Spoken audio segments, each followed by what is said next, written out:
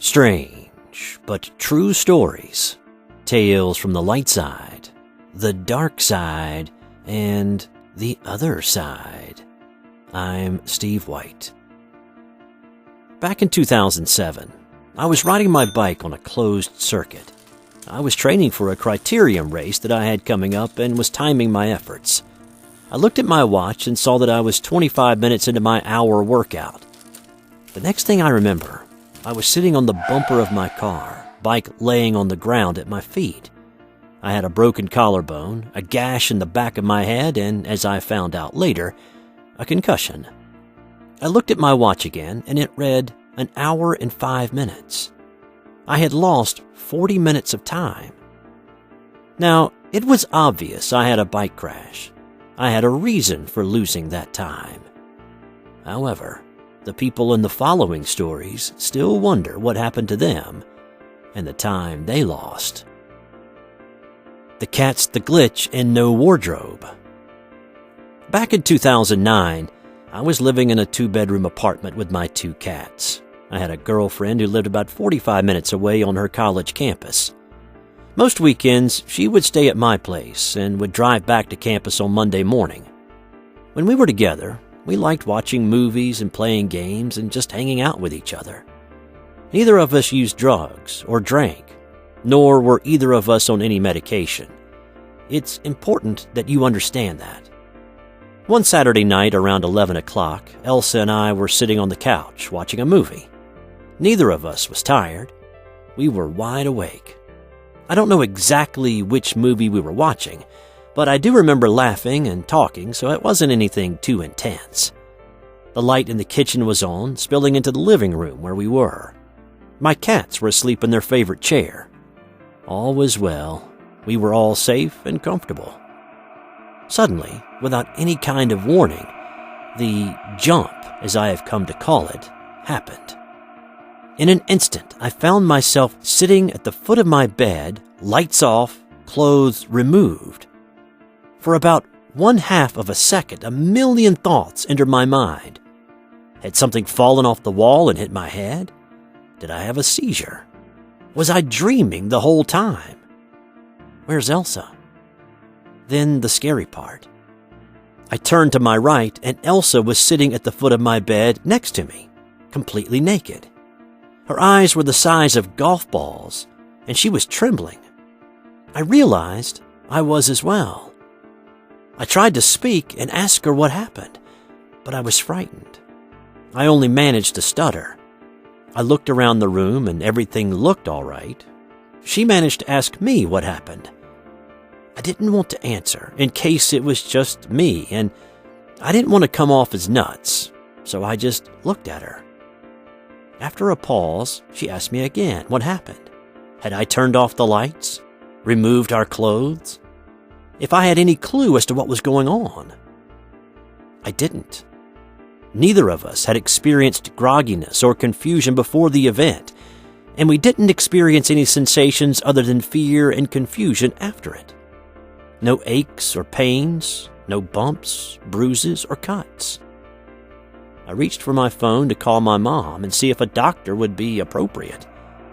And that's when I noticed that it wasn't 11 p.m. anymore. It was 3 in the morning. In that sudden instant, that instantaneous change of scene, 4 hours had passed. Everything in the house had been turned off, and we had been stripped. And it had happened to both of us. We went to the emergency room. My mom thought maybe it was a gas leak. When the nurses checked us, they found no signs of toxins. They also did not find any injuries. Elsa had a CAT scan, which came back negative.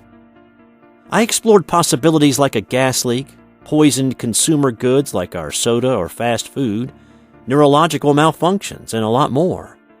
But the one thing that always bothered me was the fact that Elsa and I lost and acquired the time at the exact same instant, 4 hours apart.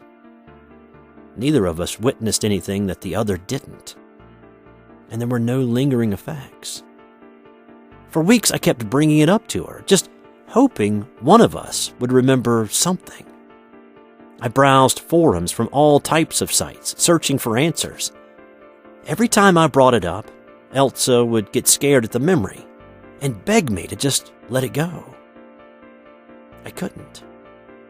I've been thinking about this for 8 years, and I'm still no closer to knowing what happened that night than I was then. Does anybody have any ideas? Has this happened to anyone else? I'd love to know. Somebody, tell me what happened to us. The accident that never happened. Back in October of 2016, I was living in Texas and working on a short film. The project took the entire month. My commute was anywhere between 30 and 45 minutes, depending on the time of day and traffic. The last week of filming, I was worn out. Sleep deprivation was always on my mind as I was making my drive back and forth. One night I was driving through Austin and I hit the normal, slow, heavy traffic. After several minutes, the pace started to pick up as we were driving through a construction zone. I hit the accelerator and got up past the speed limit. I noticed a lane on my left had opened up, and I decided to move over to go around the traffic that was still moving slowly. There were not any signs or lines on the road that indicated that the lane was not open for public use. As I veered off into the construction zone, I hit a strip of dirt at a pretty high rate of speed and ended up flipping my car several times. When the car stopped rolling, I was hanging upside down and panicked. Blood was coming out of my mouth. I sat in the car for what felt like forever until I heard an ambulance. As the medic started to walk to the car, I saw the white light. I felt my body being pulled extremely hard as I saw my life flash before my eyes. As my life flashed by, I felt a million different emotions. That pulling sensation continued until it felt like I had been pulled into another place, and when that happened, I got thrown into the seat of my car. I was back driving like the accident had never happened. I couldn't believe that I was still alive. I pulled over on the side of the road to look for damage to my car. Nothing. Then my eyes flooded with tears because I could have sworn I just died. When I arrived home, I asked my roommate if she could see me. At this point, I think I'm dead. I'm thinking no one can see me or hear me, so I'm asking her over and over if she can see me, if she can hear me. She keeps telling me that she can see me and hear me perfectly fine, and there's not a scratch on me. I then asked her to look at the car, and she didn't see anything wrong with it. Since that day, I cannot explain how I died in that car accident. That never happened. Moonlight in a Sonata. Back in 2007, I was returning home from a road trip with 2 friends. I was in the front passenger seat controlling the music. My parents called and asked when we would be home. I told them it was going to be about 25 minutes. That was fine with them, and we ended the call. About a minute later, we came around a bend. It was a full moon that night, and we could see the reflection in the lake below us, and other than that, the road was completely empty. Suddenly, everything went completely dark in the car.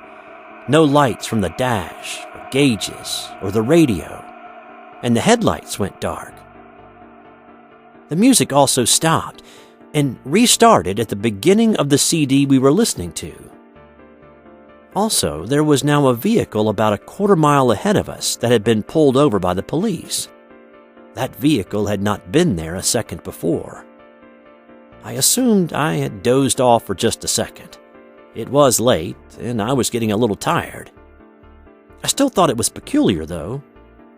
Another minute went by, and the driver of the car turned the music off and said, "Did something weird happen to anyone else?" The other passenger in the back seat sat forward abruptly and exclaimed, "I thought I just fell asleep." We looked at the clock and realized it was reading an hour later than it had been a minute before. To keep ourselves from freaking out, we decided that the car had possibly had a momentary electrical failure, and reset the clock to an odd time, turned off the dash lights, the headlights, and the gauges, and then restarted the CD player. But when we arrived home 25 minutes later, we were 1 hour late, and my parents had started to worry.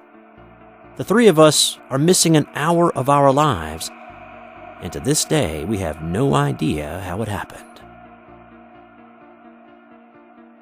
This has been another Strange but True Stories. Have you ever had an experience that you can't quite explain? A period of time lost that you have no explanation for? We would love to hear about it. Send us an email to strangebutTrueStories2@gmail.com. Tell us what you thought of these stories in the comments below, and subscribe if you haven't already. Thanks to those who have subscribed and commented. It is greatly appreciated. Thanks for watching. I'm Steve White. Until next time.